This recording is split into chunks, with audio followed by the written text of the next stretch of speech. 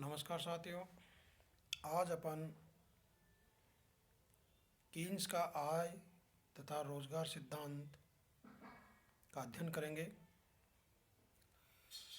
Keynesian theory of employment and income. देखिए, Keynes ने classical अर्थशास्त्रियों की इस मान्यता का विरोध किया कि अर्थव्यवस्था में हमेशा पूर्ण रोजगार की स्थिति पाई जाती है और अर्थव्यवस्था में किसी प्रकार के सरकारी हस्तक्षेप की कोई आवश्यकता नहीं है। इस चीज़ का उन्होंने विरोध किया। 1930 की भयंकर मंदी में क्लासिकल सिद्धांत धराशायी हो गया। चारों ओर बेरोजगारी की स्थिति उत्पन्न हो गई और ऐसी स्थिति में यानी कि 1936 में कीन्स ने अपनी प्रसिद्ध पुस्तक the general theory of employment, interest and money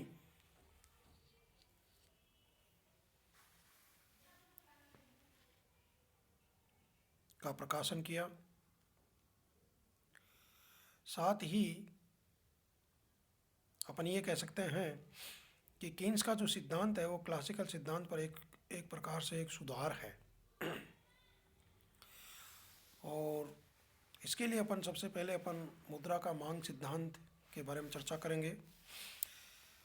classical अर्थशास्त्रियों के अनुसार लोग केवल लेन देन के उद्देश्य के लिए मुद्रा की मांग करते हैं और ये मुद्रा की मांग केवल आय का फलन होती है, जबकि कीन्स ने यह कहा है कि व्यक्ति लेन देन व सुरक्षा उद्देश्य के साथ साथ सट्टा उद्देश्य के लिए भी मांग करता है। और साथ ही कीन्स के अनुसार मुद्रा की मांग दो तत्वों पर निर्भर करती है, एक आय और दूसरा ब्याज की दर।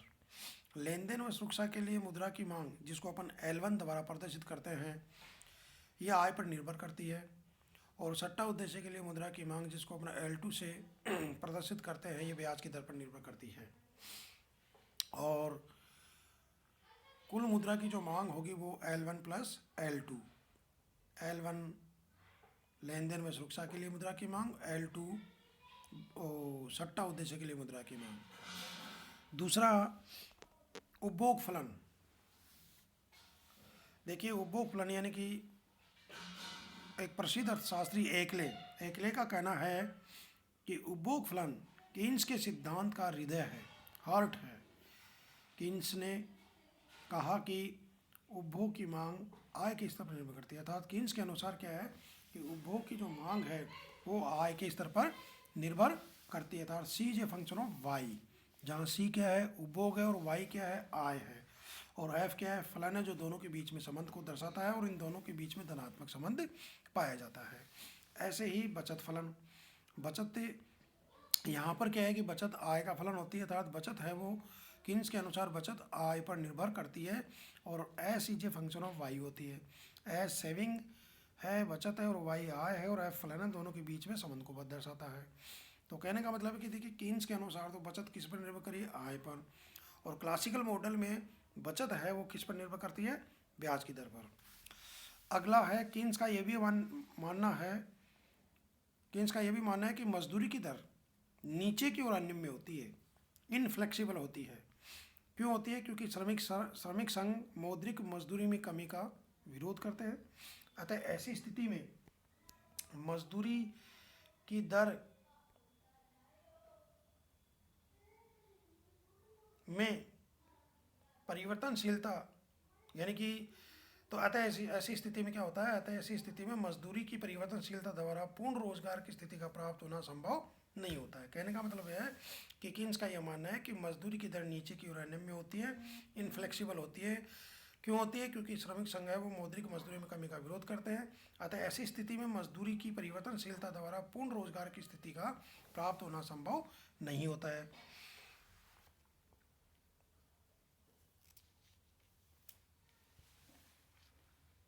अब देखिए, क्लासिकल मॉडल और कीन्स का मॉडल, इन दोनों में अपन पहले यानी कि कीन्स के मॉडल की व्याख्या करने से पहले इन दोनों के बीच में यानी कि जो मुख्य मुख्य अंतर है उनके बारे में अपन प्रकाश डालते हैं। तो सबसे पहले तो क्या है कि मुद्रा का मांग फलन को लेकर के इन दोनों में क्या क्या विचारधाराएं हैं या दोनों में क्या अंतर है, ये देखिए क्लासिकल अर्थशास्त्रियों के अनुसार मुद्रा की मांग आय पर निर्भर करती है, जबकि कीन्स का ये कहना है कि मुद्रा की मांग आय तथा ब्याज की दर पर निर्भर करती है। वहाँ तो केवल क्या था कि मुद्रा की मांग है वो किस पर निर्भर कर रही है, ओनली आय पर, और यहाँ मुद्रा की मांग है वो ब्याज की आय और ब्याज की दर पर निर्भर करती है। ठीक है, यानी कि मुद्रा की मांग, कौन सी मुद्रा की मांग, यानी कि लेन देन और सुरक्षा उद्देश्य के लिए मुद्रा की मांग आय पर और सट्टा उद्देश्य के लिए मुद्रा की मांग ब्याज की दर पर निर्भर करती है। अब देखिए बचत फलन लीजिए आप, यानी कि क्लासिकल अर्थशास्त्र के अनुसार बचत ब्याज की दर पर निर्भर करती है, जबकि कीन्स का यह मानना है कि बचत आय पर निर्भर करती है। इस मान्यता का आधार कीन्स का उपभोग फलन है।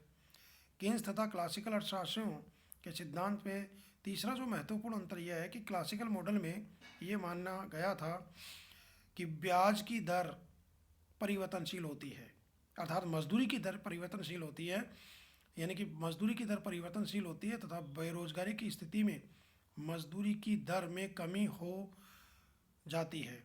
बेरोजगारी की स्थिति में क्या होता है कि मजदूरी की दर में कमी हो जाती है तथा इससे पूर्ण रोजगार की स्थिति उत्पन्न हो जाती है। इसके विपरीत कीन्स का यह कहना है, ये मानना है कि मजदूरी की दर में कमी का श्रमिक संघ विरोध करते हैं, अतः मजदूरी नीचे की ओर अनम्य होती है।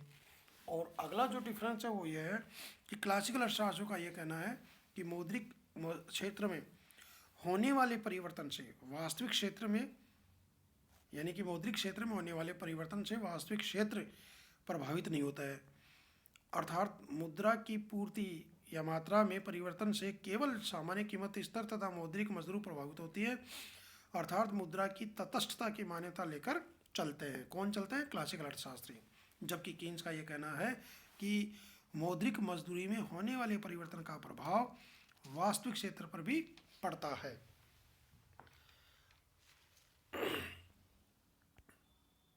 अब इसको अपन एक डायग्राम के आधार पर भी एक्सप्लेन कर सकते हैं।